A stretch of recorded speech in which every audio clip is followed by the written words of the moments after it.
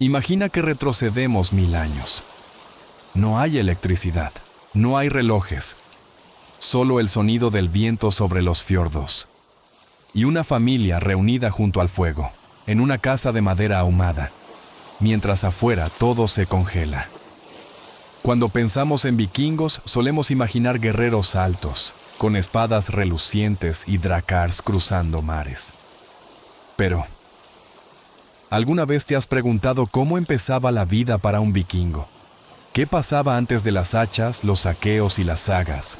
Hoy, en el viaje del cronista, no iremos al campo de batalla. Iremos a la infancia, a la tierra blanda bajo los pies descalzos, a los silencios del aprendizaje y a las figuras que tejieron, en la memoria colectiva, lo que hoy creemos que fue ser vikingo. Capítulo 1. Crecer en una tribu vikinga. Una infancia sin infancia. Lo primero que hay que entender es que la palabra infancia, tal como la usamos hoy, no existía para los pueblos nórdicos del siglo VIII al XI. Desde muy pequeños, a veces desde los 4 o 5 años, los niños vikingos comenzaban a integrarse en la rutina laboral de la aldea.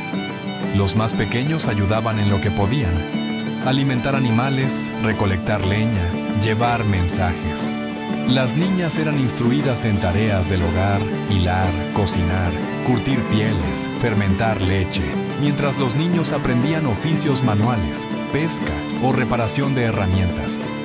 Un dato curioso: las madres vikingas no solo criaban, también eran responsables de transmitir las historias del clan, las costumbres y las habilidades cotidianas.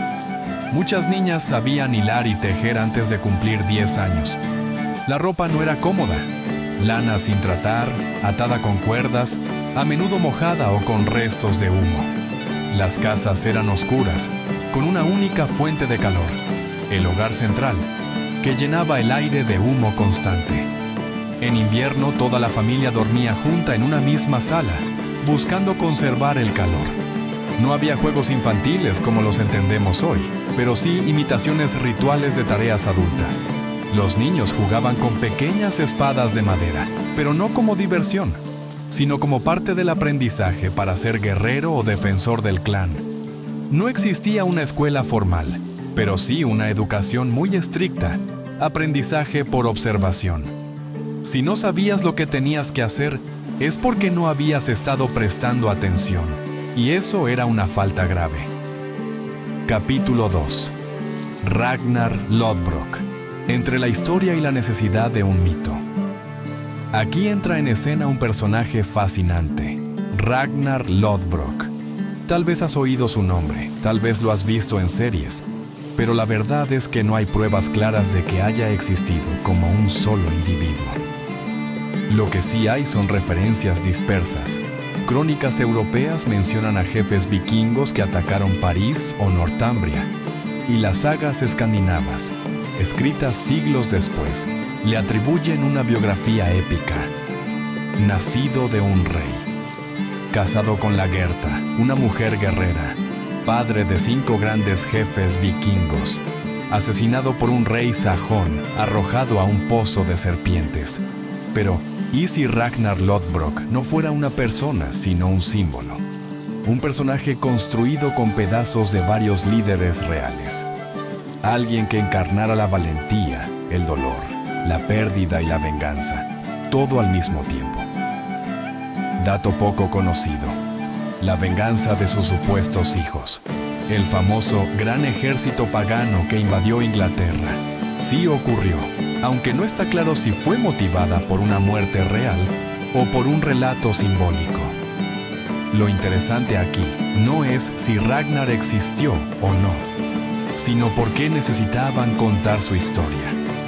Un pueblo con memoria oral fuerte necesitaba héroes para transmitir valores, coraje, lealtad, astucia.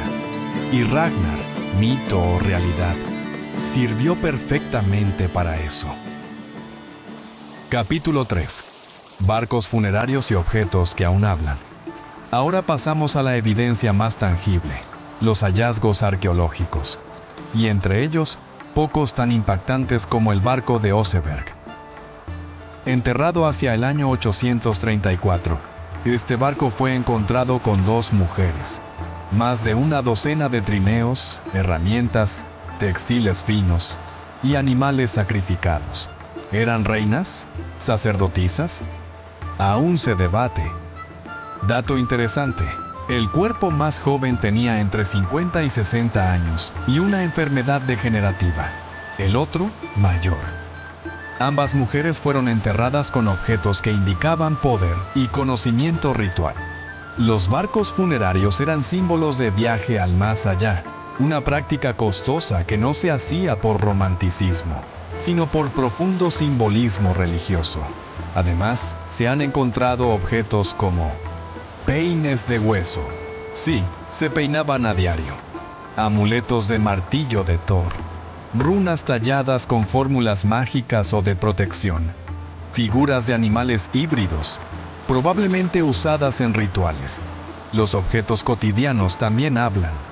Un dado de hueso, un cuchillo decorado, un simple cuenco de madera. Todo eso reconstruye un mundo que parecía perdido, pero que la arqueología reactiva pedazo a pedazo. Capítulo 4. El poder se tejía en banquetes y en el silencio. Por último, un vistazo al mundo que pocos veían, la sala del Jarl. Allí no solo se comía, se negociaba, se juzgaba, se sellaban alianzas. Un banquete vikingo podía durar horas, incluso días. Pero no era desenfreno. Tenía reglas estrictas. El orden para sentarse. Quién podía hablar y quién debía guardar silencio. La cantidad de hidromiel que podías beber sin parecer débil ni temerario. Dato curioso: el Skoll, poeta oficial del Jarl, era tan importante como el guerrero. Su función era preservar la memoria del clan a través de versos orales, muchas veces improvisados en plena comida. Los jefes vikingos no se distinguían por sus coronas, sino por su capacidad de organizar, convencer y repartir.